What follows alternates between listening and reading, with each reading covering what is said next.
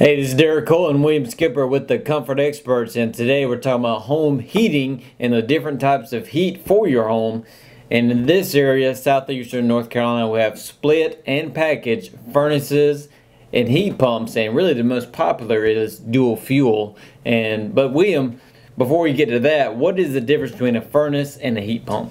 The biggest difference between the furnace and the heat pump is furnaces tend to operate on either gas or oil. Heat pumps are all electric, so you're going to get a furnace that's going to have a little warmer heat coming out of the vent than the heat pump, but the biggest difference is they're operating fuels. Yeah, exactly. And you have the gas for the furnace, you have the electricity for the heat pump. We get the questions quite a bit. People have the gas unit and want to switch to a heat pump. So would you recommend that? And what do I have to do to get it done? Well, I would not recommend switching from gas to all electric if that's what you've been accustomed to all of your life, because even though a heat pump, an all electric heat pump, is going to heat your home just like a gas furnace or oil furnace will, it's going to get to the temperature that you set it at. There is a difference of the temperature of air coming out of the vent.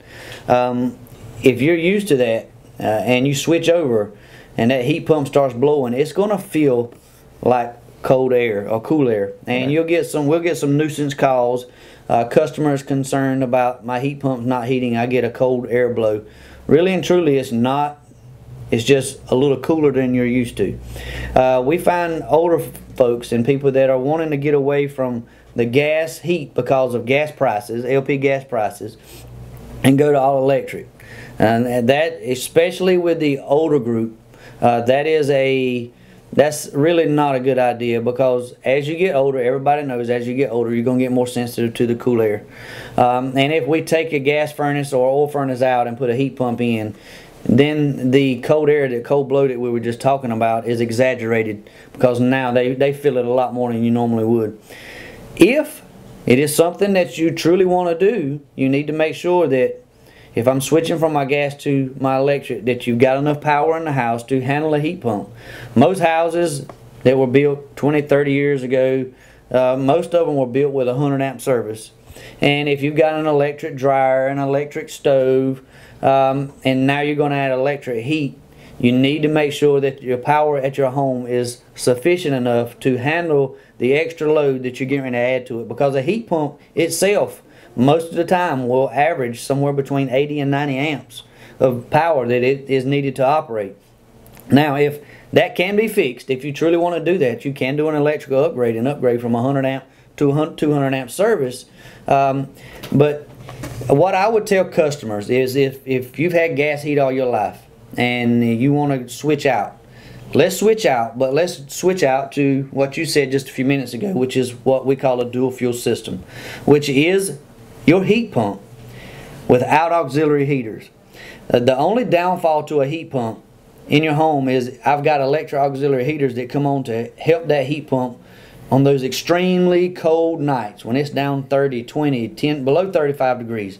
A heat pump can't keep up by itself. So we energize some electric heat strips which give us that extra boost, but also will make that little black dot on your meter look like a black line and start spinning so fast. Yeah. Well, now I can combine that heat pump and take the auxiliary heaters out and put gas heat in it.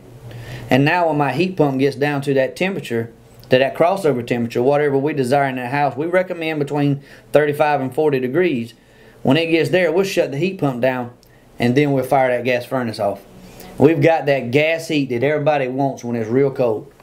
But we don't have those high LP gas prices that we have to burn to keep warm during those 60 and 50 degree days, and I don't have the high electric bill that I would have had if I had the heat strips coming on. So there's a lot of pros and cons both ways. It just really depends on your wants and needs of your home and what your home will allow you to do. Yeah, because dual fuel is by far the most popular thing we do, especially when clients call in and say, look, I got gas, I want to switch to electric. And usually we do have an electrical panel problem, but that can be solved by going dual fuel, because now you have the best of both worlds. And it's really what's most efficient during that time of year. I mean, it is much more efficient to run off of gas heat when it's 30, 20 degrees outside. That's right. And it's much more efficient to run on heat pump heat when it's 45, 50, 60 degrees outside. So it's really using the best of both worlds. But for more information, visit us at onehouraircarolinas.com. Today's episode was brought to you by the Comfort Experts. See us for all your heating and air conditioning needs. For more information, visit onehouraircarolinas.com. That's onehouraircarolinas.com.